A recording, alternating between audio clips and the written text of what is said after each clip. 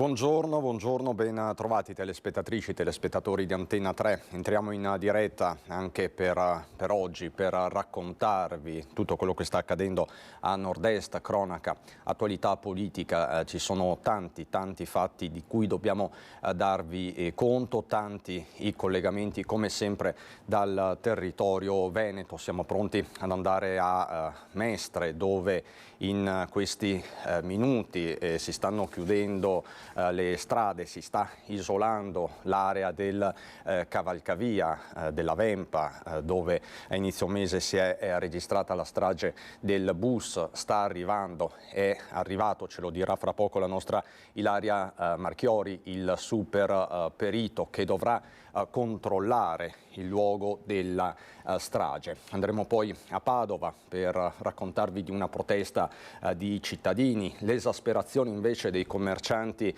di Vicenza dopo l'ennesima nottata di spaccate. Ancora il maltempo, faremo il punto con l'assessore regionale alla protezione civile e all'ambiente Giampaolo Bottaccin, che fra poco si collegherà da Castelfranco Veneto, poco distante. Ieri a Riese è entrata in funzione la cassa d'espansione, il bacino di laminazione sul torrente Musonna. Ma andiamo con ordine, come sempre la cronaca incombe e quella appena trascorsa è stata una nottata contrassegnata da tantissimi incidenti stradali, soprattutto nella Marca trevigiana. Si contano, pensate, 7 feriti e c'è anche un pirata della strada. Facciamo il punto. Ha investito 2 pedoni lungo via Bassanese senza fermarsi a prestare soccorso. È caccia all'autopirata a Montebelluna, dove poco prima delle 3 del mattino la vettura ha investito le 2 persone che camminavano lungo la strada, già teatro pochi giorni fa del terribile schianto tra un furgone e una corriera MOM con 2 vittime. Vigili del fuoco e carabinieri hanno eseguito i rilievi del caso per individuare il conducente della vettura. Si è trattato di uno dei numerosi incidenti accaduti in realtà nella notte nella Marca, con 7 feriti complessivi tra Casier, Altivole, Treviso e appunto Montebelluna in 4 distinti sinistri. In via Orioli a Casier un'auto è finita fuori strada rovesciandosi su un fianco, feriti conducente e un passeggero. In via Mure ad Altivole altri 2 feriti nello scontro tra 2 mezzi, uno dei quali è finito fuori strada. Infine a Porta Calvi a Treviso a tarda ora una donna ha perso il controllo della vettura finendo contro un albero e rimanendo ferita. Si è svolto ieri l'interrogatorio di garanzia dell'automobilista che ha accoltellato un motociclista al culmine di una lite stradale in tangenziale.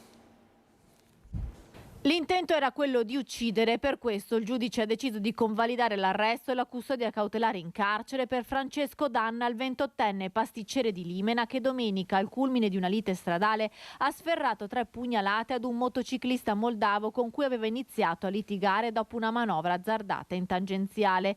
Il 28enne pasticcere ha dichiarato di aver agito per legittima difesa, ma per il giudice il suo scopo era quello di uccidere un fendente. Infatti ha colpito il moldavo vicino alla milza, facendogli perdere molto sangue, tanto che sono stati necessari 2 interventi chirurgici per salvargli la vita. Il giudice, nonostante il 28enne sia incensurato, ha disposto anche la custodia cautelare in carcere. L'accoltellamento era avvenuto in via Bocche a Limena, vicino alla casa del pasticcere, dopo che lungo la tangenziale i 2 si erano insultati. Il motociclista è ancora ricoverato in ospedale nel reparto di chirurgia, dove è stata raccolta anche la sua versione dei fatti.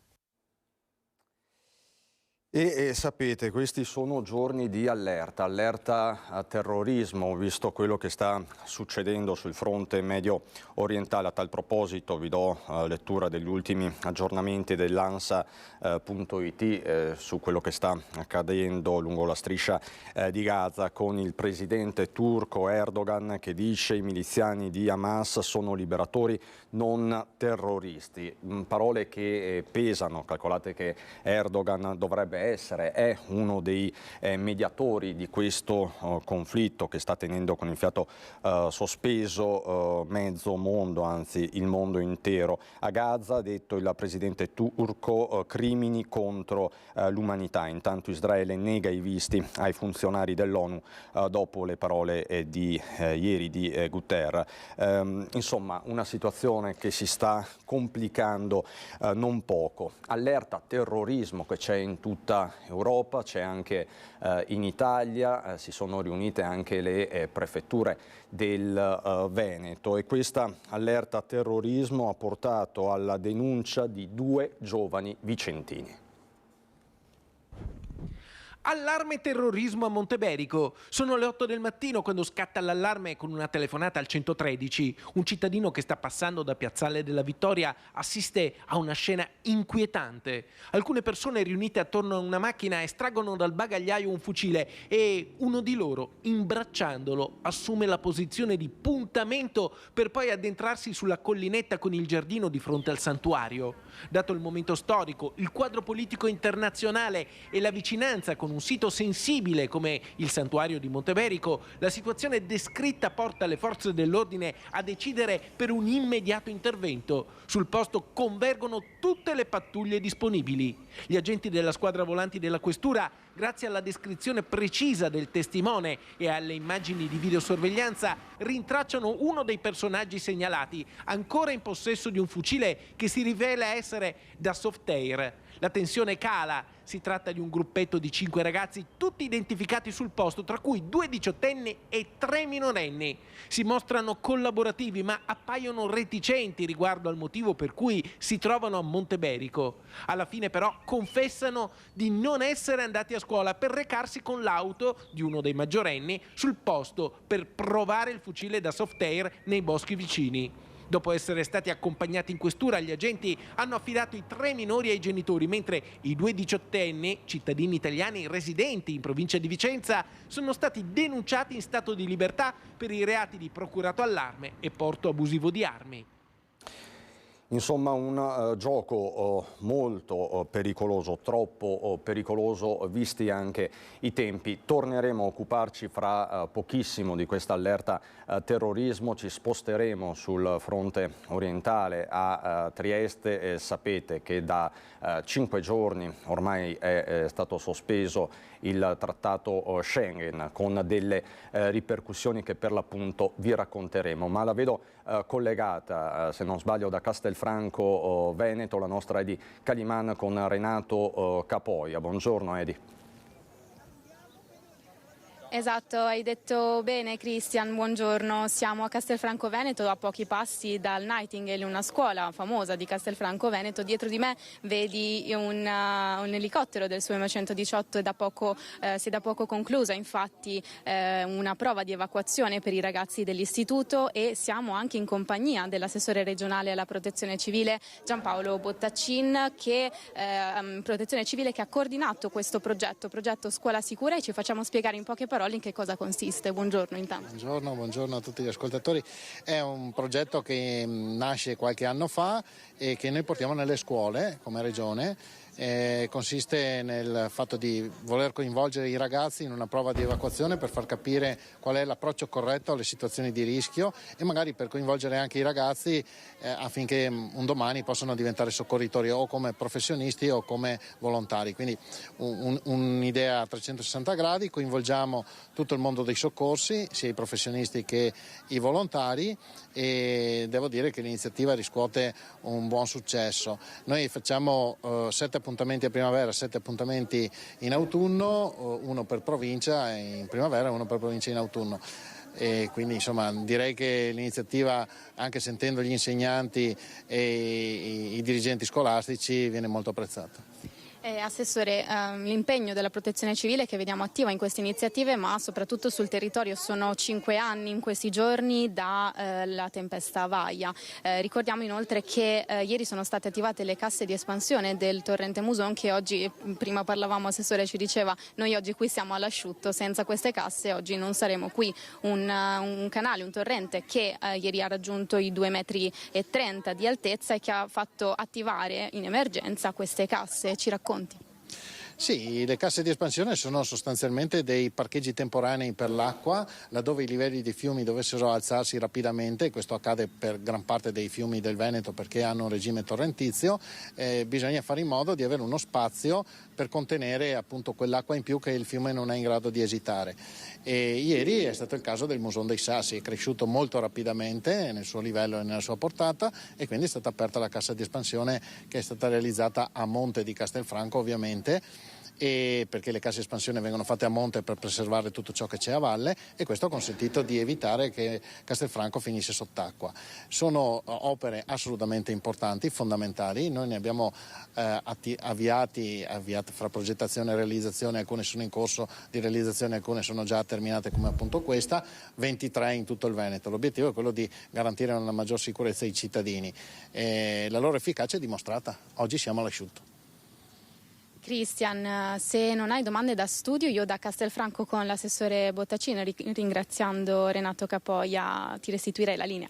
Grazie infinite Edi Caliman, Renato Capoia e ovviamente all'assessore regionale Giampaolo Bottacino anche per questi aggiornamenti. Tra l'altro lo possiamo vedere anche da Venezia Today, ma lo stanno riferendo tutte le principali agenzie. Era stato preannunciato Mose attivo, domani marea a 130 centimetri, venerdì previsto il picco di 140, questa mattina se non sbaglio un poco dopo le 8 si è raggiunta quota 115, quindi sono giorni di piena operatività anche per il Mose e sono giorni ovviamente anche di allerta sul fronte del maltempo, però appunto come avete sentito nel caso del Muson è entrata in funzione per la prima volta questa cassa di espansione. In attesa di collegarci con i colleghi da Vicenza e Venezia, a Vicenza vi dobbiamo raccontare la rabbia dei commercianti dopo l'ennesima nottata di spaccate a Venezia Mestre, la super perizia sulla cavalcavia della strage del bus. Prima di questo andiamo a Trieste, come vi dicevamo, dove da giorni è stato sospeso al confine il trattato di Schengen con tutte le ripercussioni del caso. Controlli alla frontiera, vi ricordo che sono 22 i valichi più o meno sul confine triestino e goriziano, controlli ai confini che verranno prorogati fino all'inverno, così ha fatto intendere il ministro Piantedosi. Dalle file di camion a Fernetti e Rabuiese al traffico dei lavoratori transfrontalieri ai confini di Pesa e del Lazzaretto, dove però non sempre sono garantiti i controlli, pochi uomini per presidiare 24 ore su 24 tutti i valichi confinari del Friuli Venezia Giulia. A 4 giorni dalla sospensione del trattato Schengen, che ha visto il ritorno di militari e polizia di frontiera a controllare i veicoli in transito in chiave antiterrorismo, il governo, per bocca del ministro dell'Interno Piantedosi, sta già pensando alla proroga dei controlli per tutto l'inverno. Già era nell'aria la decisione di proseguire con il dispositivo, ma ora arriva la conferma dal numero 1 del Viminale. L'obiettivo è minimizzare l'impatto della misura sui cittadini, ma anche arginare gli arrivi di migranti lungo la rotta balcanica. Quest'anno, ha detto Piantedosi, risultano arrivati oltre 16.000 migranti irregolari dal confine orientale. Il ministro, a dispetto dei controlli ai confini decisi da vari paesi, è convinto che l'Europa ne uscirà rafforzata. Ad oggi in tutta Italia sono impiegate 335 unità della Polizia di Stato, di Carabinieri, della Guardia di Finanza, assieme ai militari dell'Esercito già impiegati in questo fronte, ha precisato il ministro, che ha infine snocciolato altri dati. Il dispositivo di vigilanza è stato predisposto per tutti i 57 valichi autorizzati, con 13 presidi fissi. Per gli altri 44 valichi la vigilanza è assicurata con servizi dinamici. Rafforzati anche i controlli di polizia stradale e di quella ferroviaria. Inoltre, nelle prime 48 ore le forze dell'ordine hanno già identificato 3.142 persone e controllato 1.555 veicoli, 66 gli stranieri rintracciati, 28 di loro sono stati respinti. A disposizione dei controlli anche l'eventuale utilizzo di droni e telecamere. Questa la fotografia puntuale del nostro Gianluca Paladin da Trieste, ma rimaniamo a Trieste con Marco Stabile, perché una corsia dedicata è stata appunto predisposta per i lavoratori transfrontalieri che in molti casi attraversano i valichi per motivi professionali o scolastici, anche 4-5 volte al giorno. Questa corsia però deve essere ancora portata a compimento, e a chiederne un'accelerazione sono congiuntamente i sindaci di Gorizia e Nova Gorizia. Ovvio che la preoccupazione c'è da parte mia e da parte del collega Samu Turel, sindaco di Nova Gorizia, perché come è arcinoto tantissimi sono coloro che vivono da una parte del confine e lavorano, studiano dall'altra parte del confine, che perciò sono loro costretti, malgrado tutto, sono costretti ad attraversare 1, 2, 3, anche 4 volte al giorno il confine. Ecco perché il mio appello nei confronti del ministro Piantedosi per istituire davvero una corsia privilegiata per tutto quel traffico sia di merci che di persone che è legato strettamente alla frontiera e strettamente al confine. Quindi allerta terrorismo, lo capite, la situazione è delicata, ma dall'altro lato c'è la necessità per le merci, per i lavoratori di spostarsi il più liberamente possibile. Vi ho detto che eravamo pronti a collegarci con Vicenza, con il nostro Carlo Inghilleri, perché? Perché c'è un malumore diffuso tra i commercianti, ma Carlo, che vedo adesso pronto, ci spiega tutto. Buongiorno Carlo. Sì, buongiorno Cristian, buongiorno a tutti i telespettatori. Ci troviamo proprio nel cuore pulsante di Vicenza. Alle mie spalle vedete la Basilica Palladiana, il monumento simbolo della città del Palladio. Ebbene, mi trovo con alcuni commercianti, tra l'altro con attività diverse. Lei ha un locale, un bar, lei invece vende tessuti, abbigliamento e lei invece fabbrica bandiere. Pensate un po'. Ecco, questa quindi è un campione di commercianti molto eterogeneo, ma sono solo alcuni dei tantissimi commercianti che in questo momento, non solo in centro storico ma in tutti i quartieri di Vicenza, chiedono un giro di vite sulla sicurezza. A questo proposito, per dare una prima risposta, il sindaco di Vicenza, che oggi è a Roma, ieri ha incontrato il ministro dell'Interno Matteo Piantedosi, chiedendo di portare, anzi di riportare, perché c'erano già stati prima del Covid, di riportare l'esercito sulle strade di Vicenza con l'operazione Strade Sicure. Può essere una prima risposta? Beh, questa sicuramente è una prima risposta e il sindaco ha fatto bene andare a Roma, però qui, come si dice sempre, abbiamo bisogno di risposte concrete, basta parole ma arriviamo ai fatti. Bisogna che la città venga messa in sicurezza da queste persone che continuano a disturbare i clienti, noi che durante il nostro lavoro, perché non hanno paura, loro entrano quando prima magari era fuori il discorso, adesso no, loro vengono dentro e ti arrivano quasi dietro il bancone, perciò non si può più tollerare questa situazione, vogliamo i fatti adesso. Ecco, questo è quello che noi commercianti, noi baristi, magari parlando dei miei colleghi, vogliamo. Arrivano di giorno anche dietro il bancone, avete sentito, arrivano anche di notte. Siamo proprio reduci dall'ennesima nottata di spaccate, di razzie con danni per migliaia di euro, in particolare 2 locali presi d'assalto, uno nella zona ovest di Vicenza in via Vecchia Ferriera, l'altro in zona est in via Zamenhof. Certo è che i commercianti chiedono a questo punto interventi urgenti. Proprio lunedì all'inizio di questa settimana si è riunito un consiglio comunale che ha deliberato per investimenti anche di soldi del comune per farsi aiutare dalle guardie giurate, quindi per affiancare, per sostenere le forze dell'ordine nella loro attività con delle guardie giurate che possano pattugliare i quartieri a più alto rischio. Sì, come ha detto lei, non passa notte o giornata dove ci siano aggressioni, furti, spaccate e quant'altro. E lì siamo arrivati ormai al punto top, nel senso che non si può più sopportare perché è diventata una città veramente pericolosa e dobbiamo correre ai ripari assolutamente e in modo urgente. In una recente riunione che abbiamo fatto organizzata dalla Confcommercio abbiamo avuto assicurazioni sia del sindaco che dal questore, che ringrazio anche perché in quella riunione ha detto che aumenterà maggiormente le espulsioni e mi sembra che lo stia facendo, perché è proprio lì il problema. Il problema è inutile che dobbiamo, anzi non è utile avere anche più forze di polizia, più vigili, assolutamente più controllo, però è altrettanto utile cercare di emarginare i violenti, cioè quando uno ha fatto un problema, non so, un'aggressione o cosa del genere, va espulso, come aveva detto quella sera il questore.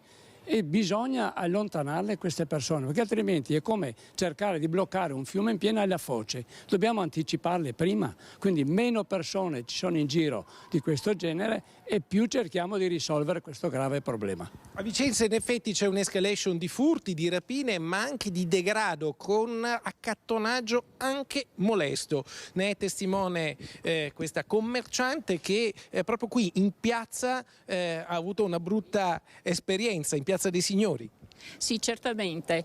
Ero ferma a guardare delle vetrine, si è avvicinato un signore che per carità avrà avuto tutti i suoi momenti così, mi ha chiesto dei soldi, alla mia negazione mi ha apostrofato con male parole, quindi credo che anche questo non sia una cosa che si possa fare in centro storico, anche perché in questi giorni ci sono moltissimi turisti e quindi di conseguenza anche loro sono soggetti a questo tipo di molestia e quindi non credo che Vicenza meriti una cosa di questo genere, quindi è auspicabile che si possa fare qualcosa ma al più presto. Che si faccia qualcosa al più presto, il problema va affrontato alla fonte, come dicono i commercianti, non c'è più tempo da perdere. Insomma, questo è il messaggio forte e chiaro che parte oggi da Vicenza. Vedremo nei prossimi giorni quali saranno poi i provvedimenti che verranno adottati in città dalle autorità competenti. Direi che se non ci sono domande da studio restituisco la linea. Grazie a te e a tutti i tuoi ospiti per le loro testimonianze. Come sempre, più di sempre, questo è un periodo contrassegnato da troppi reati contro il patrimonio, o furti, tentati furti, ve lo stiamo documentando quotidianamente. Da Vicenza a Mestre, la vedo collegata, ve l'ho anticipato più volte, la nostra Ilaria Marchiori, perché questo è un giorno importante. È scattata la super perizia sul cavalcavia della strage. Ilaria Marchiori con Francesca Pezzo, buongiorno. Sì, buongiorno Cristian, buongiorno ai nostri telespettatori. Ci troviamo qui lungo Rampa Vempa perché non c'è stato permesso di salire sulla cavalcavia. È tutto completamente blindato. Infatti adesso, grazie alle immagini, vi facciamo vedere come dall'inizio del cavalcavia alla fine è pieno di agenti della polizia locale, c'è anche il comandante, ci sono anche i carabinieri e ci sono punti di agenti della polizia locale, come vedete anche alle mie spalle, ovunque, proprio per impedire alla stampa di passare, ma soprattutto per permettere al perito di poter effettuare il suo lavoro in tutta tranquillità. Questa infatti è la giornata più attesa, il primo dei due sopralluoghi, il secondo si svolgerà il 9 novembre con l'ingegner Placido Migliorino, il funzionario del Ministero dei Trasporti definito il mastino proprio per le sue analisi sul ponte Morandi. Quindi una perizia attesissima. Oggi non avremo naturalmente indicazioni su quello che ne può emergere, servono ovviamente le tempistiche corrette, però quello che vi voglio dire, visto che in questo momento ci troviamo in diretta, è che alle ore 13 fino a poi alle ore 16 sarà proprio interdetto il traffico sul cavalcavia superiore. I veicoli provenienti da Venezia non potranno percorrerlo, questa è l'ordinanza emanata dal Comune di Venezia ieri, per recarsi a Mestre o lungo la tangenziale. Infatti, come vedete, l'indicazione tangenziale autostrada è sbarrata, proprio perché dalle ore 13, lo ripeto, alle ore 16 non si potrà percorrere quel tratto. Vi ricordo che per chi ci stesse seguendo e dovesse percorrere questo punto, quello che è consigliato è di percorrere il cavalcavia di San Giuliano e di proseguire poi per le rotonde contigue. Inoltre sarà realizzato il restringimento della carreggiata con una riduzione da 2 corsie a 1, proprio per permettere lo svolgimento di questo sopralluogo in tutta tranquillità, perché come sapete sarà un lavoro delicatissimo. Vi voglio fare anche vedere che oltre agli agenti della polizia locale, i vari posti di blocco che ci sono, vediamo anche proprio sotto il cavalcavia, pochissimo prima del punto in cui è caduto il bus la sera dello scorso 3 ottobre, ci sono anche i vigili del fuoco. Li vedete, sono più di una decina, stiamo cercando anche noi di capire come mai si trovano lì in questo momento, ma anche loro stanno controllando che nessuno passi. Dunque vi ribadisco che qui è completamente tutto bloccato per permettere l'arrivo dell'ingegner Migliorino.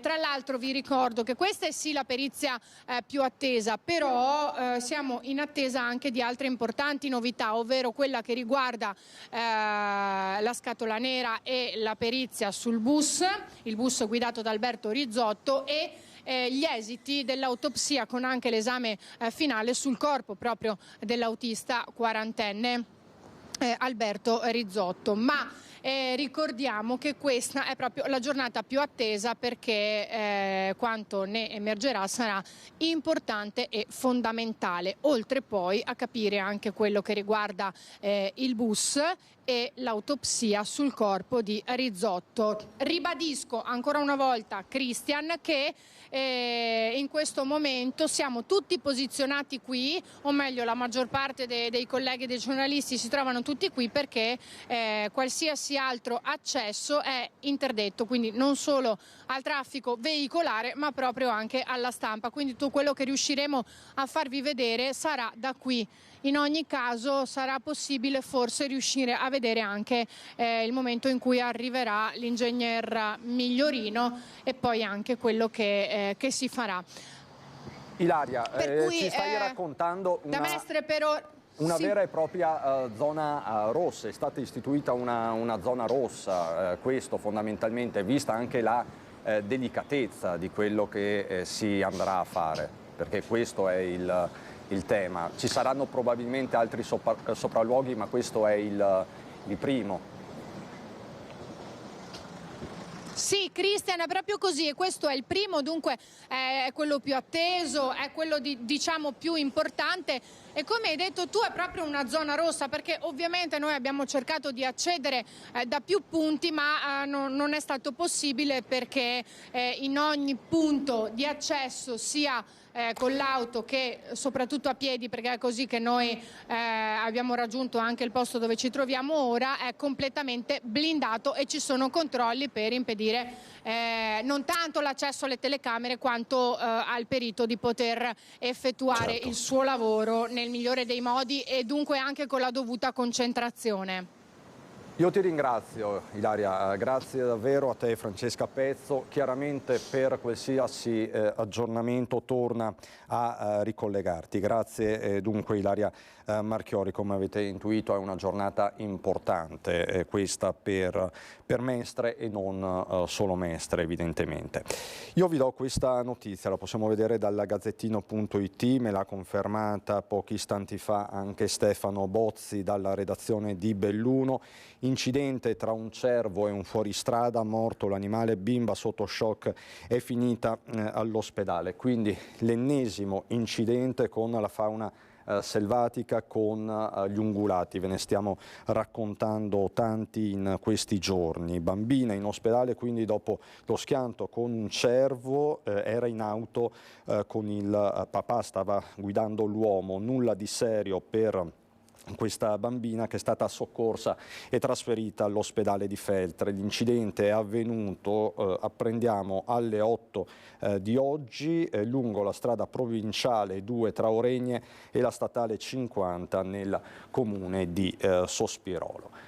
Quindi avete visto queste immagini diffuse in questo caso dal Gazzettino.it, ma sono immagini che stanno arrivando anche dai vigili del fuoco che hanno documentato questo incidente, questa tragedia sfiorata. Non mi vengono altri termini, anche perché ieri si sono svolti i funerali invece di Manuel Favaro, quel povero ragazzo di 35 anni che la scorsa settimana ha impattato sparato contro un cervo. Si trovava sulla strada provinciale della Sinistra Piave tra Lentiai e Querovas, quando appunto è stato travolto. Sapete, la dinamica è stata tragica quanto fortuita. Insomma, ieri l'intera comunità di Scandolara, e non solo, siamo in comune di Zero Branco, ha dato l'ultimo saluto a Manuel.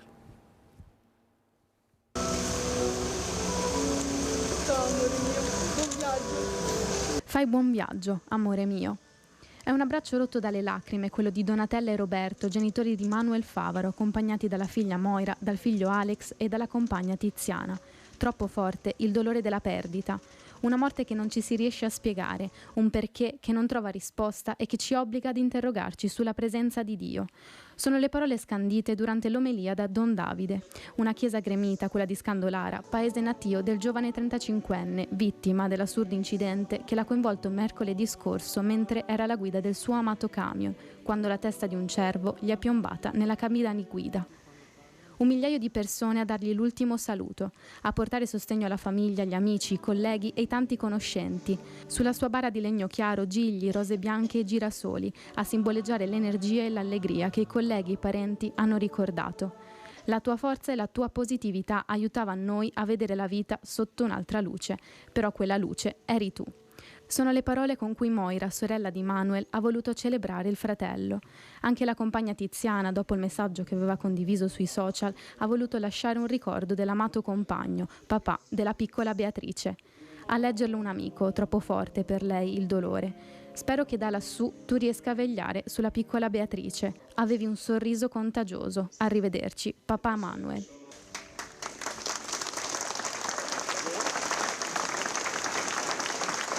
Un applauso ad accompagnare Manuel fuori dalla chiesa, palloncini azzurri e bianchi e un cuore rosso con il suo nome.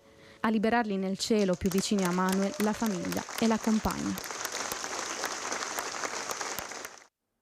Questo è l'ultimo saluto a Manuel Favaro raccontato da Edi Caliman. Io sono in grado adesso di mostrarvi queste foto, me le ha trasmesse Stefano Bozzi da Belluno. È l'incidente di cui vi parlavo prima, questo SUV che è finito contro un cervo sulla strada provinciale 2 tra Oregne e la statale 50 nel comune di Sospirolo. Vedete, l'impatto è stato molto forte, vi mostro anche altre foto. Eccole, quindi l'auto è finita fuori strada, si tratta di una Range Rover, chiaramente abbiamo oscurato la targa. Questo è l'animale morto sul colpo, vista la violenza dell'impatto. Vediamo se ho altre foto da mostrarvi. Ecco, vedete quindi l'impatto, la zona dell'impatto, la forza con cui poi l'auto è stata scaraventata ed è andata anche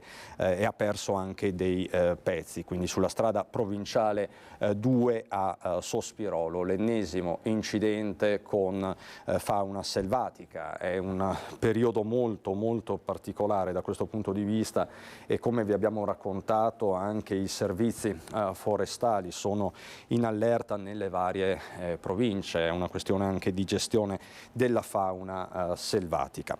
Io ritornerei ai temi della pubblica sicurezza, tornerei a Vicenza, nel Vicentino. Prima avete visto, sentito la protesta dei commercianti a Vicenza a seguito dell'ennesima notte di spaccate. Adesso vi porto nell'Alto Vicentino per un bilancio dei carabinieri. Ci sono stati tanti controlli notturni. Schio. Identificate 90 persone, controllati 46 veicoli ed alcuni esercizi pubblici. È il bilancio dell'ultimo servizio di controllo notturno del territorio nell'Alto Vicentino dei Carabinieri per prevenire reati lungo le principali arterie stradali e, unitamente al personale del nucleo di ispettorato del lavoro, anche il rispetto delle normative in alcuni locali. Ad Isola Vicentina, infatti, un esercizio pubblico è stato sanzionato amministrativamente per oltre 7.000 euro perché uno dei dipendenti non era stato assunto regolarmente. Ad Arsiero un giovane è stato denunciato per il possesso di una modica quantità di hashish, di un bilancino di precisione e nella sua abitazione i militari hanno rivenuto anche materiale per il confezionamento di dosi di stupefacente. A Malo e a Valdastico a 2 automobilisti è stata ritirata la patente perché trovati alla guida con un tasso alcolemico rispettivamente di 0,77 e 1,44 grammi litro. Denunciati infine 2 giovani a Schio e a Malo perché trovati in possesso di un tirapugni e 2 coltelli. Ecco, questa la cronaca quindi dal Vicentino. Ci sono poi le indagini che continuano ad andare avanti nel Padovano per la rapina che si è registrata lunedì sera intorno alle 20 in un parcheggio alla periferia di Monselice, nella bassa padovana, nei pressi del casello autostradale. Vittima una 45enne che dopo aver chiuso la sua attività stava andando alla macchina per rientrare a casa. 2 banditi l'hanno affrontata e le hanno strappato la borsa contenente qualche migliaio di euro. I 2 a volto coperto sarebbero poi fuggiti a bordo di una Ford Fiesta parcheggiata poco distante. Sul posto si sono mossi i carabinieri. A Padova, rimaniamo a Padova, stava aspettando l'autobus quando ha visto un uomo rubare una bici. Carabiniere fuori servizio fa arrestare il ladro. Stava aspettando il tram in stazione a Padova quando ha notato un giovane muoversi con fare sospetto ed armeggiare vicino a delle biciclette parcheggiate lungo la rastrelliera. L'uomo, un sottufficiale dei carabinieri, libero dal servizio, ha continuato a osservare il ragazzo, un 20enne residente a Legnago in provincia di Verona, notando che stava per rubare una bici. Ha quindi cercato di fermarlo. Il giovane però ha aggredito il militare cercando di darsi la fuga, invano perché è stato fermato da una pattuglia dei carabinieri arrivati in supporto al collega. Da un controllo il 20enne è stato trovato in possesso di un coltello a serramanico che è stato sequestrato. Il ragazzo è stato quindi denunciato per resistenza a pubblico ufficiale e possesso ingiustificato di oggetti atti ad offendere. Rimaniamo a Padova, vi facciamo sentire le voci degli ambulanti delle piazze del centro storico che questa mattina hanno contattato la nostra redazione per segnalare un problema nato dopo l'attivazione della nuova ZTL. Le multe che hanno ricevuto sono state cancellate, ma loro devono pagare comunque le spese di notifica dei verbali inviati dagli uffici comunali. Valentina Visentina ha raccolto la loro esasperazione. Quanto deve pagare di spese di notifica? Circa 180 euro a fronte delle spese di notifica di 16 multe complessive. Sandra, ambulante di Piazza dei Signori, è una delle tante che ha ricevuto le multe per essere uscita dalla ZTL, multe inviate da settembre, quando è entrato ufficialmente in funzione anche il varco di uscita previsto dalla nuova ZTL del centro storico. Le sanzioni sono state annullate, ma gli ambulanti devono comunque pagare le spese di notifica. Le somme in alcuni casi superano le centinaia di euro, come racconta anche Islam, che ha il banco in Piazza della Frutta. Tu devi pagare anche questi 6 multa di notifica, quindi mi hai dato una cifra 111 qualcosa da pagare. Mi sono tanto arrabbiato. Gli ambulanti delle piazze hanno raccontato tutto a Wanda Pellizzari, ex consigliera comunale. Il loro desiderio di fare una segnalazione perché non sono assolutamente disposti a pagare nessun tipo di notifica per qualcosa che non spetta loro di pagare. L'ufficio della ZTL è aperto al martedì mattina. Hanno degli orari. Cioè noi dobbiamo Ovviamente chiudere il tratto non dobbiamo lavorare. Gli ambulanti da sempre hanno un permesso di uscita dalla ZTL secondo una fascia oraria, ma questa volta è successo qualcosa. Dobbiamo inviare una mail alla zona blu indicando l'uscita straordinaria, indicando il numero di targa del mezzo per maltempo oppure per motivi familiari, per qualsiasi cosa. Ma l'inghippo che le sanzioni che sono arrivate non sono arrivate per uscite straordinarie, sono arrivate per le uscite nell'orario consentito, e questo è grave. Loro specificano non sono contrari alla ZTL, ma chiedono che venga risolto al più presto l'inghippo delle targhe e che non siano costretti a pagare le spese di notifica delle multe emesse per errore. Non possono mandare multe anche se te sei nel giusto. Vai là, ogni volta devi andare a parlare, sì, siete nel giusto, ve la togliamo. Però intanto dovete pagare le notifiche. A loro arrivano 15, 20 multe, devono pagare 200-300 euro di notifica, anche se sono nel giusto. Ritorneremo a Padova fra poco con Federico Fusetti in diretta per raccontarvi di un'altra protesta, questa volta contro un mega impianto fotovoltaico. Adesso andiamo invece sull'altopiano dei 7 comuni, dove è tutto pronto, in particolare a Gaglio per il Bomba Day di domani. Ci racconta tutto Monica Smiderle. Saranno gli artificieri del Comando 8° Reggimento Genio Guastatori, paracadutisti Folgore di Legnago ad effettuare domani le operazioni di rimozione, trasporto e poi di distruzione dell'ordigno bellico che si trova ancora conficcato in uno dei muri perimetrali dell'abitazione della famiglia di Riccardo Baù a Stoccareddo. Il trentenne, che ha perso la vita lo scorso 1° giugno a seguito dell'esplosione di un'altra bomba che si trovava inserita sempre nella struttura della casa. Saranno circa 12 artificieri che si alterneranno di mezz'ora in mezz'ora e lavorando proprio fronte a fronte con l'ordigno. L'operazione prevede con un martello e uno scalpello a 50 cm di distanza creare un raggio di circonferenza per bucare il muro ed estrarre l'ordigno con questo pezzo di muro tutto intorno. Gli artificieri inizieranno alle 8 le operazioni di rimozione, qualificate complesse per la tipologia di ordigno e la posizione entro la muratura, e dovrebbero terminare intorno alle 16. Il piano di sgombero prevede l'evacuazione di tutti coloro che vivono nel raggio di 400 metri dall'ordigno, in totale 349 persone. Per l'intera giornata nel municipio di Gaglio sarà istituito il Centro Coordinamento Soccorsi, coordinato appunto dalla Prefettura di Vicenza. È il classico torpedo Bettica che veniva usato per prevalentemente far breccia sui reticolati oppure sulle grotte per allargare i passaggi e quindi penetrare all'interno delle grotte dove c'erano ovviamente i soldati nemici.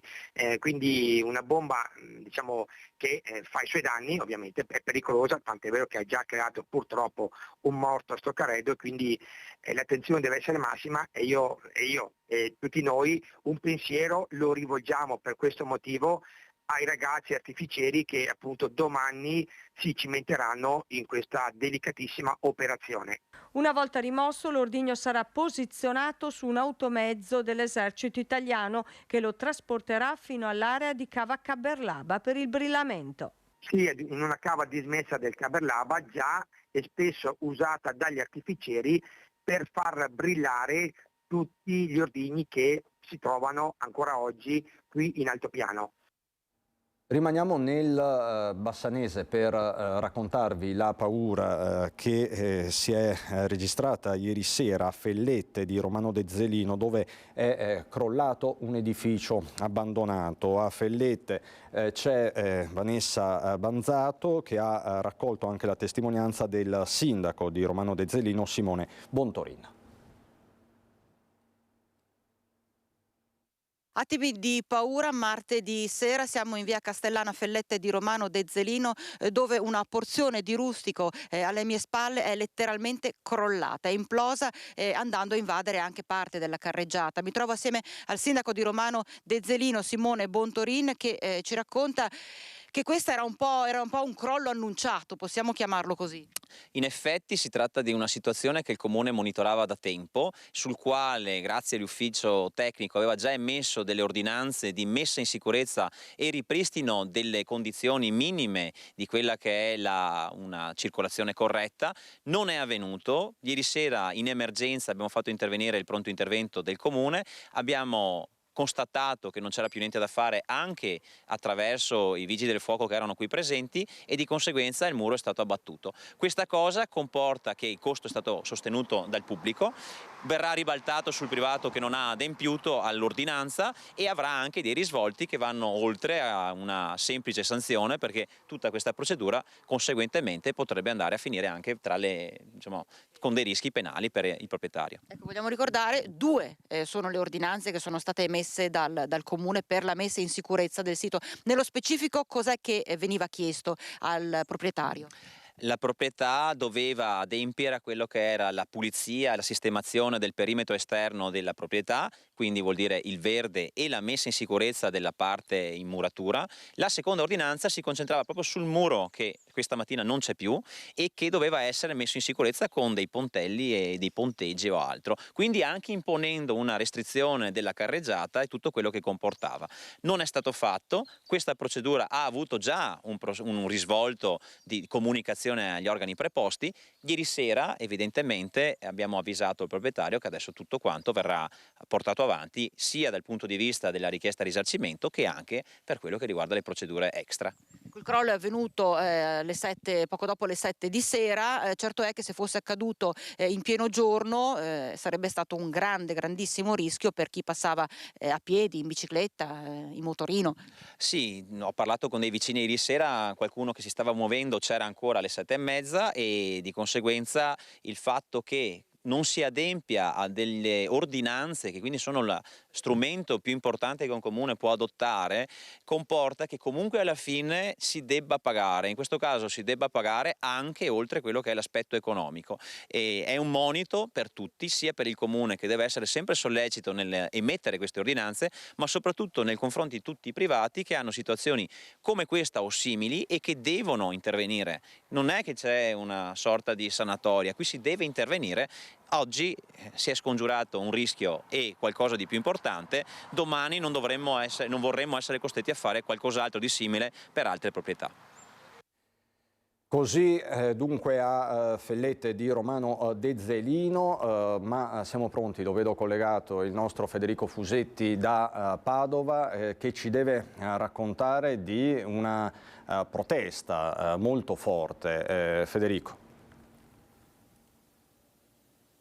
Esatto, è così. Buongiorno Cristian, buongiorno ai telespettatori. Sono qui con Cristian Roque Allende, quartiere Palestro di Padova, a poche centinaia di metri dalle mura, quindi siamo insomma in centro, per parlare di un impianto fotovoltaico che i residenti non vogliono. Perché? Perché è un impianto molto grande, 5 megawatt, 10.000 pannelli fotovoltaici su un'area di 10 ettari, come dicevo, insomma molto vicino al centro e soprattutto vicino ai residenti e alle case dei residenti. Non c'è stato uno studio, secondo loro, approfondito sulle conseguenze per la salute dei residenti, quindi vorrebbero insomma che si approfondisse di più questa questione prima della realizzazione dell'impianto, una costruzione che comunque è già partita da circa un mese, i lavori sono già partiti, l'area è di Rete Ferroviaria Italiana, però il comune, che non è proprietario, è invitato dai residenti comunque a fare degli approfondimenti, vorrebbero insomma più attenzione su questo questi residenti di Padova. È un impianto che secondo un loro studio tra l'altro è il più grande d'Europa fatto in ambito urbano. C'è anche un ricercatore universitario tra i componenti del comitato che dice: io ho fatto questo studio, ci sono studi fatti su impianti così grandi ma ovviamente fuori dalle città, all'interno delle città e addirittura tra le case studi non ne sono stati fatti, quindi non sappiamo le conseguenze sulla salute. Addirittura ci potrebbe essere un'isola di calore, cioè un aumento della temperatura durante l'estate naturalmente in una delle zone che è già tra le più calde di Padova, quindi insomma hanno parecchie ragioni per lamentarsi e allora andiamo a sentire direttamente le loro voci. Noi siamo venuti a sapere a fine settembre, con quello che è stato l'avvio degli abbattimenti di alcuni alberi, del progetto di Ferrovie dello Stato di costruire un parco fotovoltaico a terra di 5 megawatt nell'area alle nostre spalle, che è l'area di Campo Marte.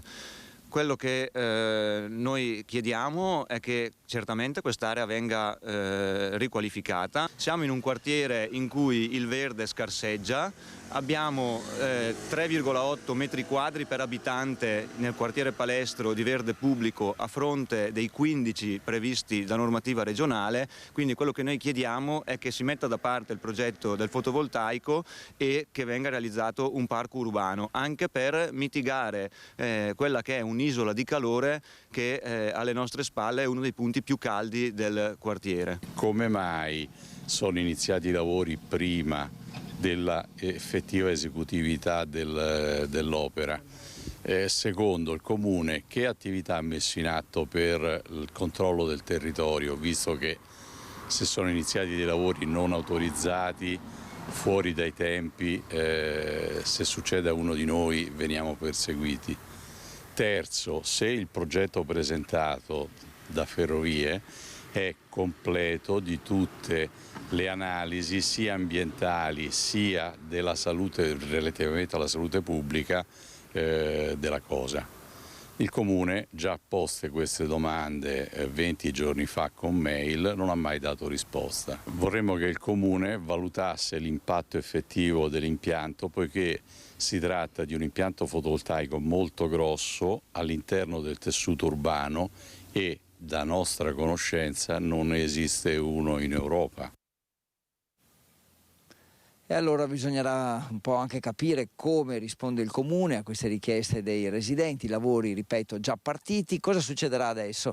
Che il comitato di residenti si è già attivato, si appoggerà ad alcuni legali per cercare di avere risposte, ma soprattutto anche per cercare di bloccare i lavori. Vorrebbero bloccare questo progetto per un impianto fotovoltaico davvero molto grande. Vedremo gli sviluppi. Intanto, Cristian, se non hai domande ti restituisco la linea.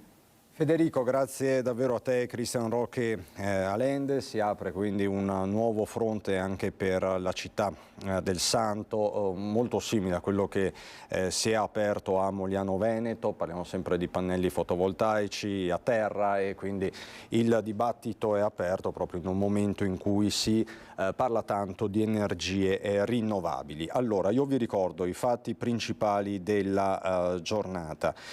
Questo che vi ho dato prima, questa è l'apertura del Corriere delle Alpi, questo SUV, questo fuoristrada contro un cervo, una bambina è stata portata in ospedale, l'ennesimo incidente con la fauna selvatica. Questa mattina alle 8 l'animale è sbucato all'improvviso lungo la provinciale e ha speronato il SUV che è andato all'interno appunto del campo. Siamo sulla strada provinciale 2 in comune di Sospirolo. E poi è il giorno della mega perizia sulla cavalcavia della Vempa a Mestre. Ci siamo collegati con Ilaria Marchiori. È stata istituita una vera e propria zona rossa per consentire al super perito di fare queste prime indagini, queste prime analisi. Sappiamo già che ci saranno necessariamente altri sopralluoghi da qui alle prossime settimane, ma questo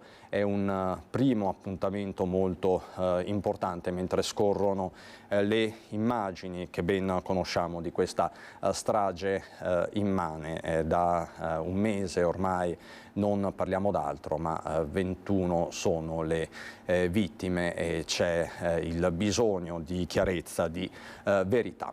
Subito dopo la pubblicità torneremo a occuparci dei fatti principali del Nord-Est e torneremo anche sul fascicolo sempre più incandescente delle Olimpiadi, perché ieri in CDA a Milano, il CDA della Fondazione Milano Cortina, in CDA c'è stata parecchia tensione. A fra poco.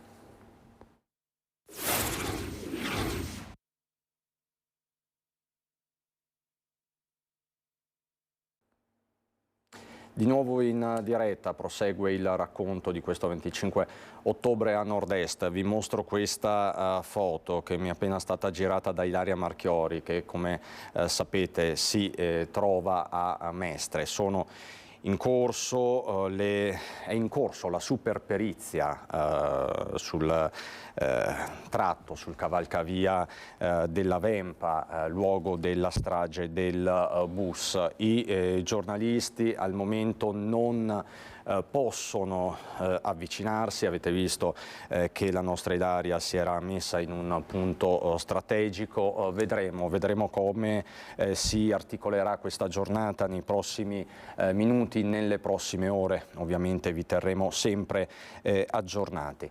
Intanto in studio mi hanno raggiunto, li saluto e li ringrazio. Romina Ceccato, la conoscete tutti, insomma non ha bisogno di presentazioni. Romina è presidente di Alba, associazione dedicata alla sicurezza stradale, quindi parleremo di sicurezza stradale, lo faremo in termini molto operativi perché ci sono buone notizie che arrivano da Jesolo. Lucas Pavanetto, che a Jesolo è presidente del Consiglio Comunale ma è anche consigliere regionale di Fratelli d'Italia, e fra poco dovrebbe collegarsi, anzi è collegata, la saluto e la ringrazio, Vanessa Camani, capogruppo del Partito Democratico in Consiglio regionale. Tanti i temi, non possiamo non iniziare dalla giornata di ieri, un martedì ad altissima tensione in quella di Milano, al CDA della Fondazione Milano Cortina. Come sapete il nodo è quello del Bob. Partiamo da qui. Cesana Torinese e Cortina d'Ampezzo, queste le due ipotesi tornate sul tavolo a poche ore dall'incontro del CDA della Fondazione Milano Cortina previsto per oggi a Milano, anticipato da un vertice politico in cui erano presenti entrambi i presidenti di regione Luca Zaia, Attilio Fontana e i sindaci Giuseppe Sala e Gianluca Lorenzi. Un incontro che non ha dato al territorio le risposte che aspettava. Restano le due ipotesi sul tavolo ma poco trapela.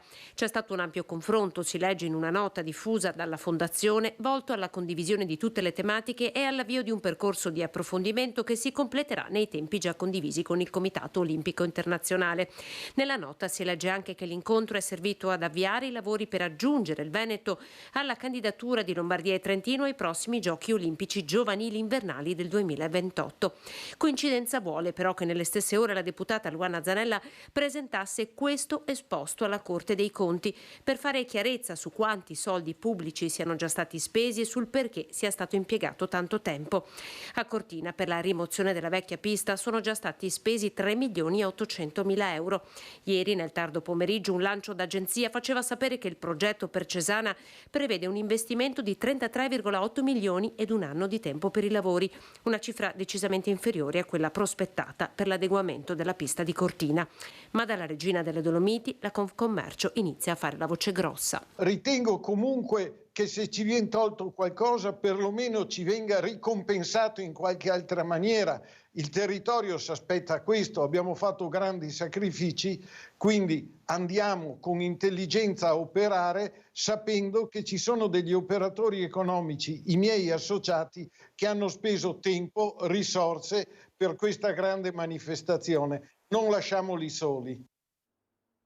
Una volta si chiamava calma olimpica, qui di calma olimpica ormai ce n'è ben poca. Camani, voi come Partito Democratico chiedete al Presidente Zaia, se ho ben intuito, se ho ben capito, di riferire in Consiglio regionale.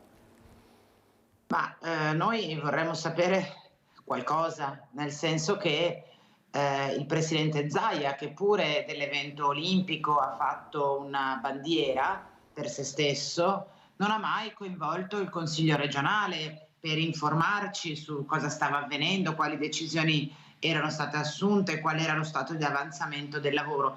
O meglio, ci ha chiesto soltanto una volta cosa ne pensavamo quando ha chiesto al Consiglio regionale di l'autorizzazione per 85 milioni di debito.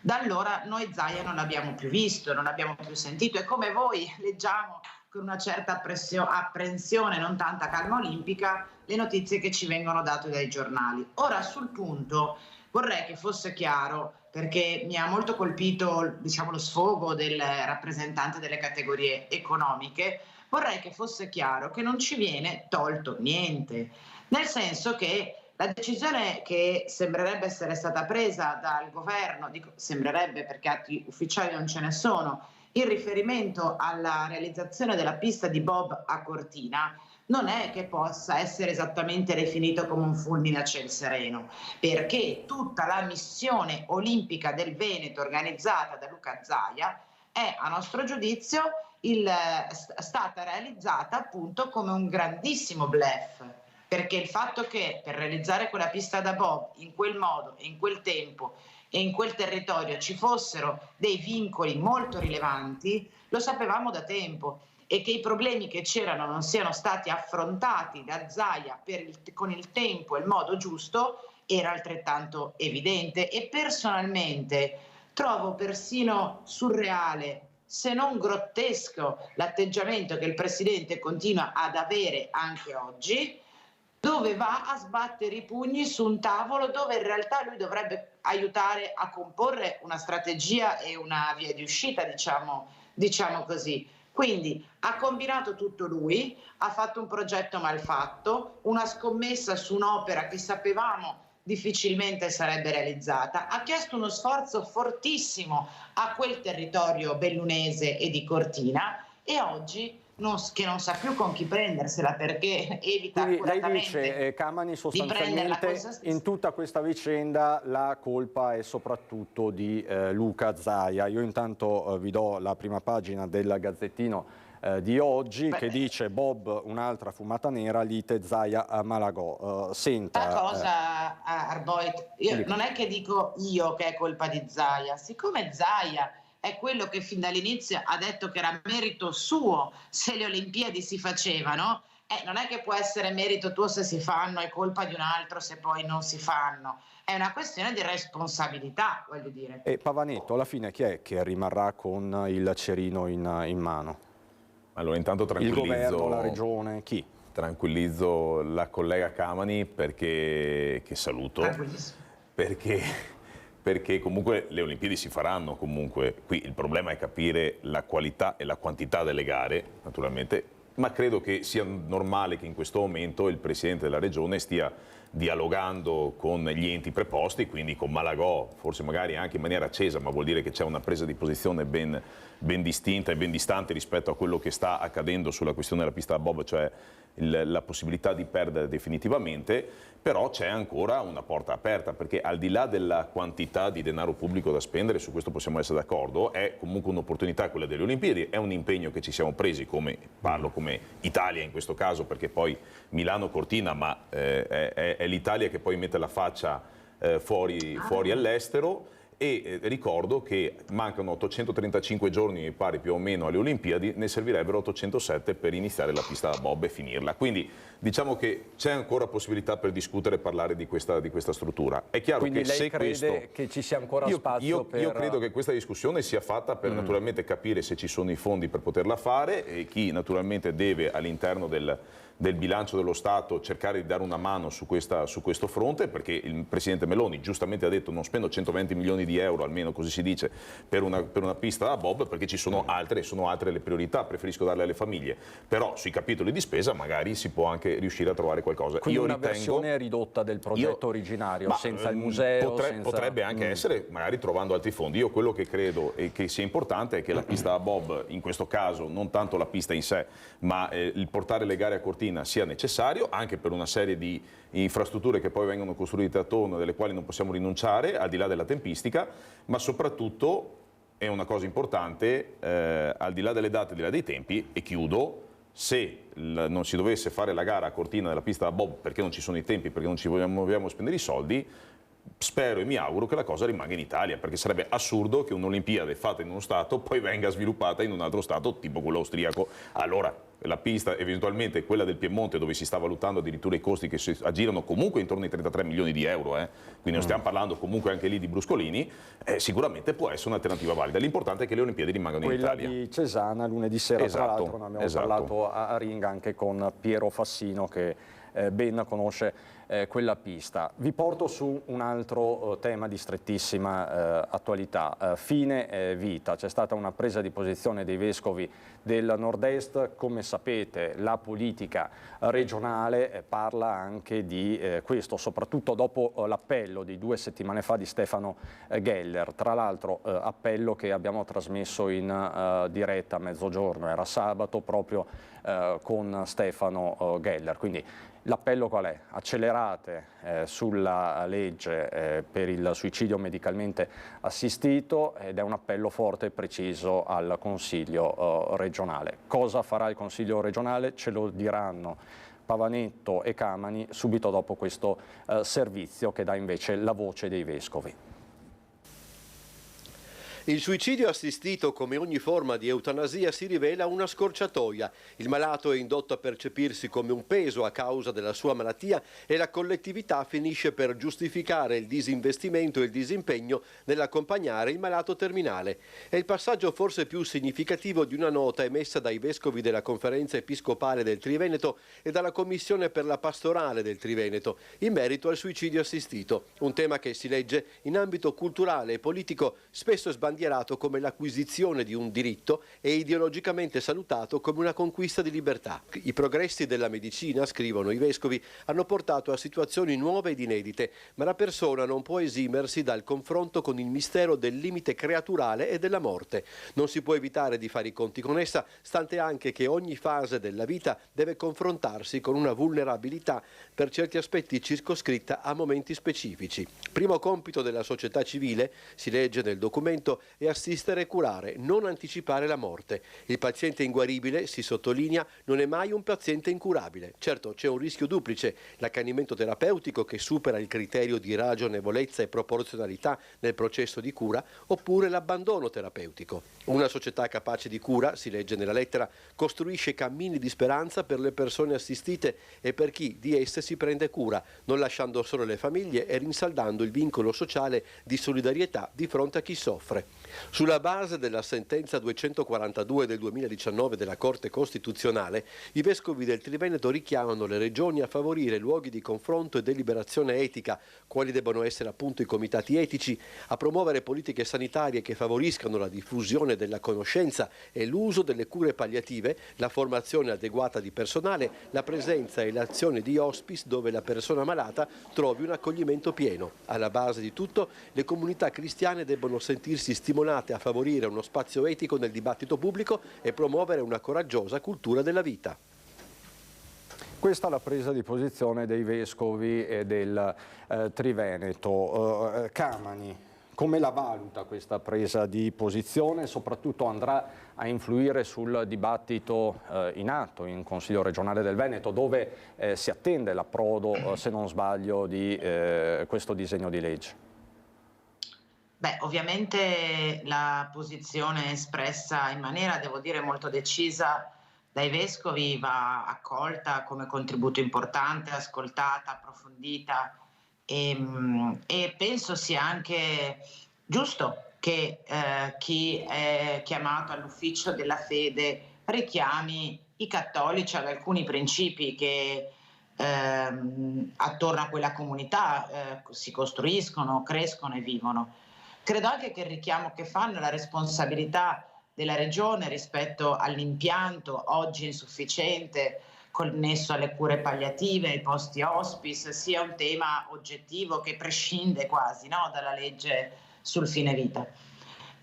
Ci sono però alcune considerazioni su cui secondo me vale la pena puntualizzare. La prima, il tempismo di questo intervento, un po' a mio giudizio diciamo discutibile, nel senso che è chiaro che questa lettera dei vescovi non è una lettera che loro rivolgono alla propria comunità, ma un tentativo insomma di parlare all'istituzione regionale che è chiamata per via di una proposta di legge popolare, quindi non di iniziativa dei consiglieri, a assumere una posizione rispetto ad un tema.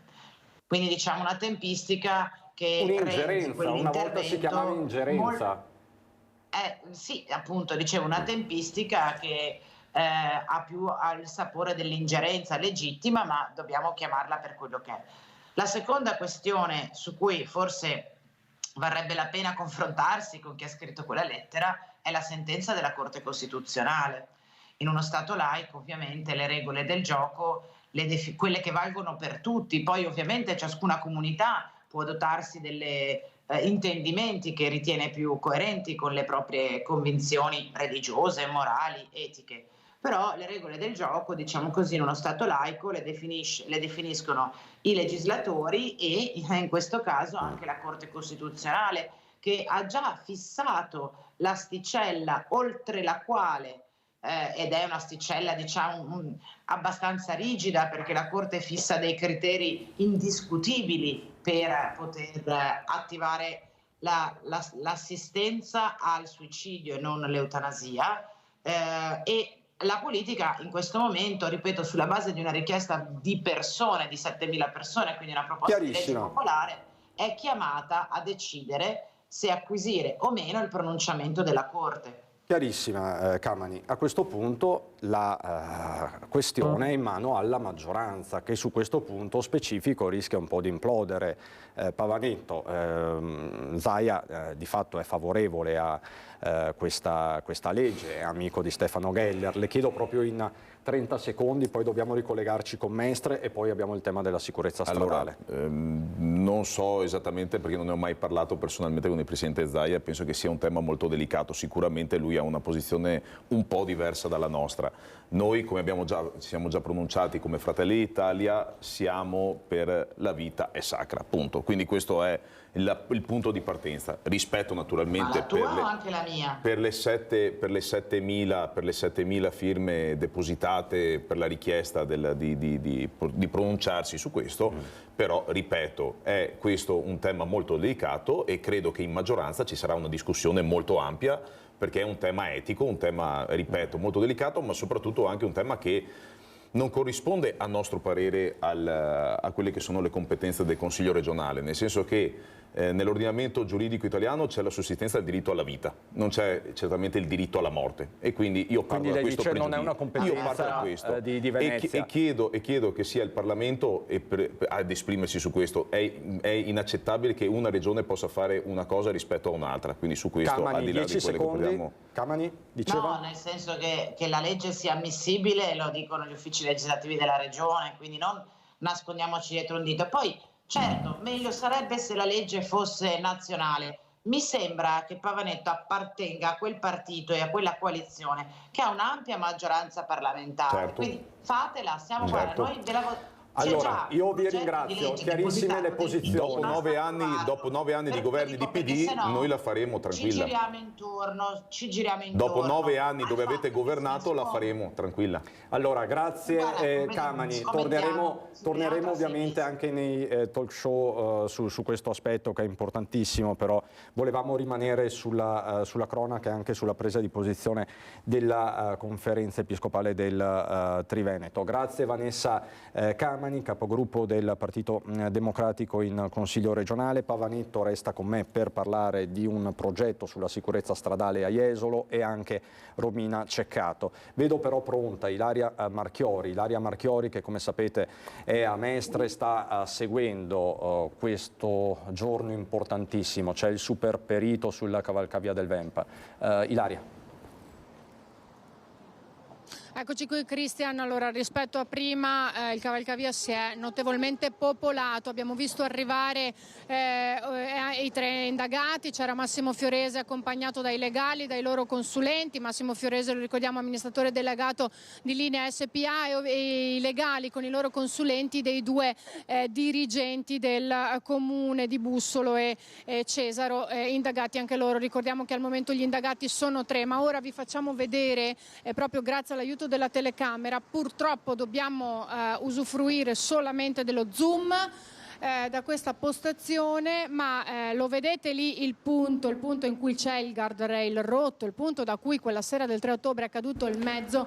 Lì è arrivato l'ingegner Placido Migliorino, il cosiddetto mastino per le sue analisi sul Ponte Morandi, che è incaricato di questa super perizia. Il traffico veicolare è stato interdetto dalle ore 13 alle ore 16, stiamo vedendo altri tecnici con altri consulenti che stanno prendendo varie misurazioni. Naturalmente la parte interessata è tutta quella del cavalcavia, ma ci si concentrerà ovviamente su quello che è il punto della caduta, i 27 punti sul guardrail che sono stati toccati dal mezzo guidato da Rizzotto la sera dell'incidente, in quei 50 metri di cui sono stati effettuati rilievi da parte della polizia locale. E poi Cristian, con tutta probabilità si recherà anche sotto, dove in questo momento si vede la volante della polizia locale, ci sono i carabinieri, e dove quella notte è caduto il pullman guidato da Rizzotto, che poi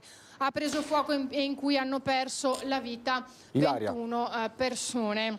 Grazie Ecco, davvero, grazie Ilaria per tutti questi aggiornamenti, e grazie anche a Francesca Pezzo per queste immagini. A voi, Torneremo grazie. a collegarci con voi nel corso delle prossime edizioni.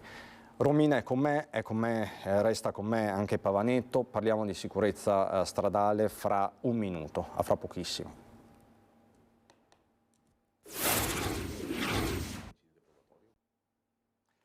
Di nuovo in diretta, apriamo la pagina che dedichiamo, lo sapete, periodicamente alla sicurezza stradale. È un tema che ci sta a cuore, non potrebbe essere altrimenti, vista la cronaca. Anche oggi vi abbiamo raccontato di incidenti stradali, 7 feriti nella notte solo in provincia di Treviso. E a tenere sempre accesi i riflettori su questo fenomeno è Romina Ceccato, la conoscete, insomma, è mamma di Riccardo Laugeni, uno dei 4 ragazzi morti nel luglio del 2019 a Jesolo.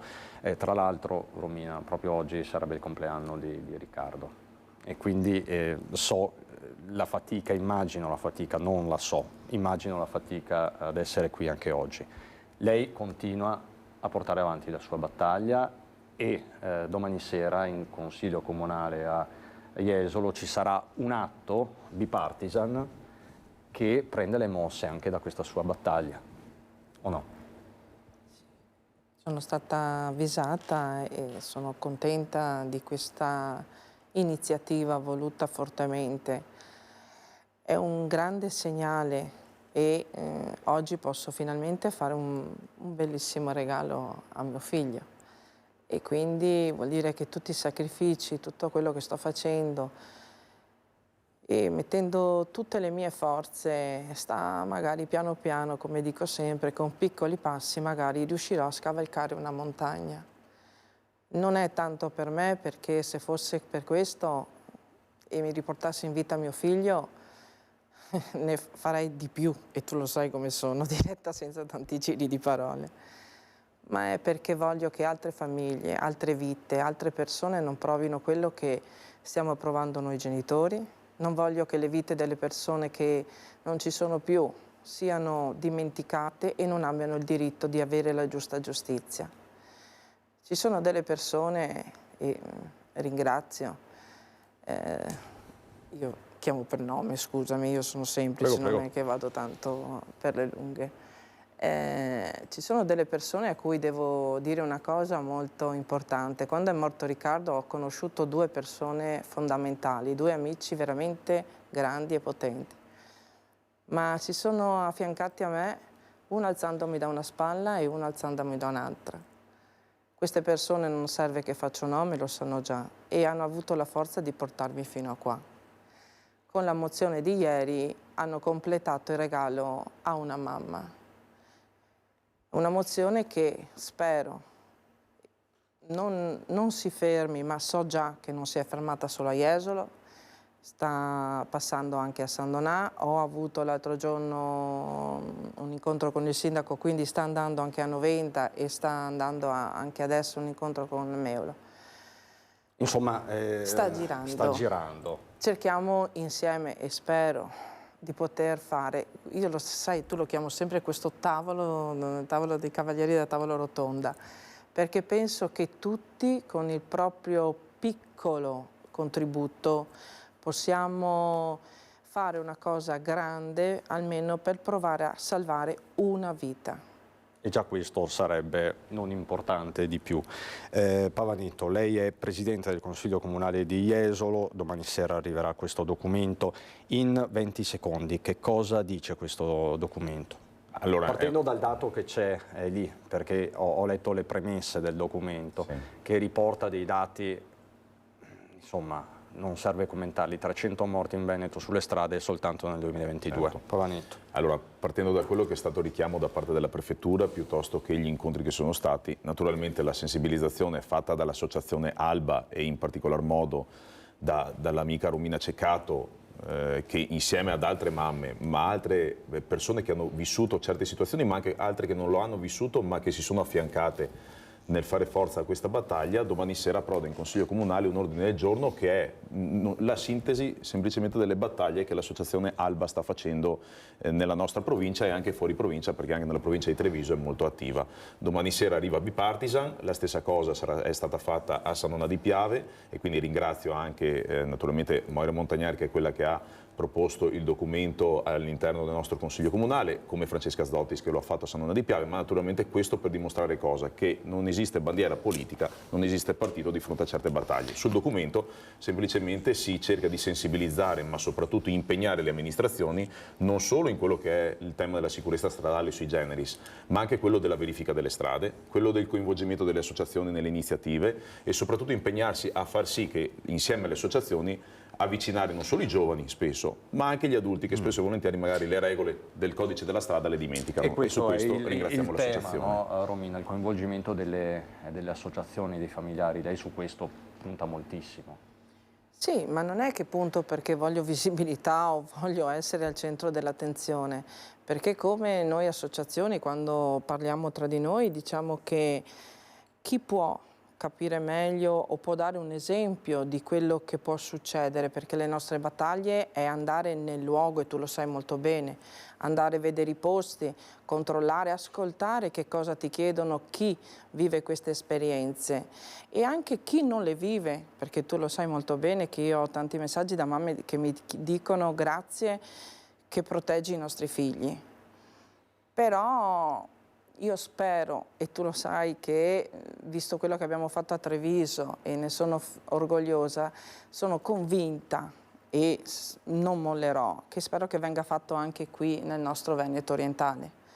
Anche perché, come ne parlavamo già al telefono, la cosa bellissima è che, e permettimi di dirlo, ho ricevuto in contatto con un'associazione molto importante di Roma, che è la nazionale AIFVS delle vittime nazionali, la quale vuole proprio creare un punto di riferimento qui nel Veneto orientale. Io spero con tutto il cuore di poterci riuscire, se non ci riuscirò io spero che lo faccia qualcun altro, però spero davvero di poter creare questo posto dove tutti quanti possiamo esporre, io portare a loro le nostre problematiche e loro portare a noi i nostri progetti da poter consegnare alle amministrazioni. Quindi fare sempre più rete sostanzialmente in attesa di questi atti che poi devono concretizzarsi. Chiaro. Ma è importante comunque iniziare, e domani sera appunto ci sarà questo fronte bipartisan, chiamiamolo così, Pavanetto, a favore della sicurezza stradale. Allora, io vi ringrazio, grazie Romina, noi continuiamo come sempre ad aggiornarci, grazie Lucas Pavanetto. Prima però di lasciarci abbasso un po' i toni, come sapete, insomma, vi raccontiamo la realtà del Nord-Est nella sua complessità, nella sua ricchezza, con tutti i toni e i temi. Sabato è atteso a Mogliano un mito della musica italiana che ha voluto mandarci un messaggio, un invito a concerto a tutti i telespettatori di Antenna 3, il mitico Shell Shapiro. Buongiorno a tutti i telespettatori di Antenna 3, ecco, sono Shell Shapiro e sono qui per dirvi che sabato sera a Mogliano Veneto, al Teatro Story, alle 9 di sera faremo un grande concerto, secondo me molto divertente, per celebrare un po' ma un po' gli anni 60, un po' i miei 60 anni di carriera con un gruppo bellissimo di bravissimi musicisti, è una storia molto bella e quindi ecco, sono qui per dirvi questo. La scaletta è un misto di tutto. C'è due cose nuove dell'ultimo album che non avevo mai fatto dal vivo, e ci sono due cose uno moltissimo vecchio che non avevo mai cantato, e poi c'è un'altra dei Rocks molto vecchio che ho inserito. C'è molte cose dei Rocks, c'è molte cose mie, c'è molte cose che avevo scritto con Mio Martini, per me, cioè c'è un po' tutto un mondo, è il mondo mio di questa vita, insomma. Sabato 28, Teatro Storia, Mogliano Veneto, dai, venite così ci divertiamo un po', cantate anche voi, perché è necessario che che io vi sfrutto, ecco, bisogna che voi cantate, venite, vi aspetto, abbracci, ciao.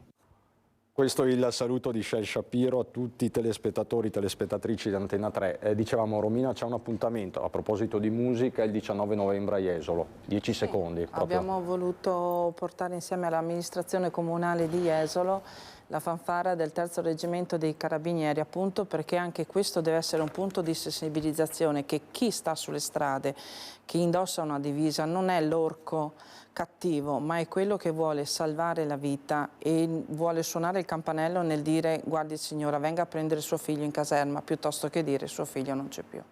E quindi anche la musica è importantissima. A proposito di musica, è davvero l'ultima notizia: presenze oltre ogni aspettativa nei primi 2 weekend di apertura della mostra La Natura canta con il cuore, ricordando Augusto da Oglio, con tanti visitatori provenienti anche da fuori regione. Una mostra che è visitabile a Gaiarini nella sala del Consiglio Comunale, insomma una mostra dedicata a questo cantante immenso, simbolo dei nomadi. La mostra chiuderà i battenti domenica alle 16, ma sarà ancora visitabile venerdì dalle 20 alle 22, sabato dalle 9 alle 12 e dalle 17 alle 22 e infine appunto domenica con un'apertura straordinaria dalle 11 alle 16, un appuntamento imperdibile per tutti gli amanti dei nomadi.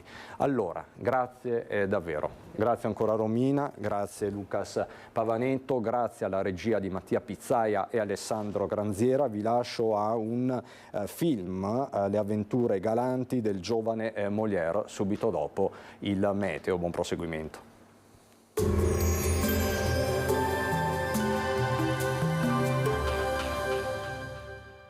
Portaci gli oggetti, i mobili, i vestiti che non usi più. Da noi, guadagni. Ex novo mercatino dell'usato. Aperto 7 giorni su 7, via Vicenza 23, Vede Lago.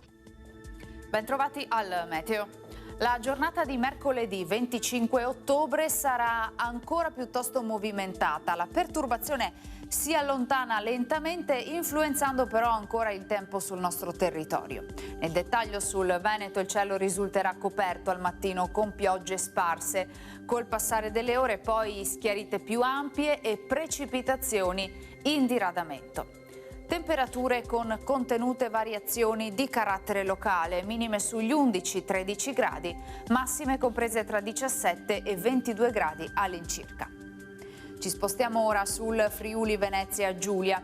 Anche qui inizialmente saranno possibili dei rovesci un po' ovunque, in esaurimento dal pomeriggio, con qualche parentesi più asciutta. Temperature minime tra 12 e 16 gradi, massime sui 18-20 gradi. Infine diamo uno sguardo al Trentino Alto Adige, dove di fatto avremo ben poche novità, precipitazioni residue di mattina, schiarita nelle ore centrali della giornata. Temperature minime intorno agli 11-12 gradi, massime sui 18-19 all'incirca. Dal meteo è tutto, vi auguro un buon proseguimento in nostra compagnia.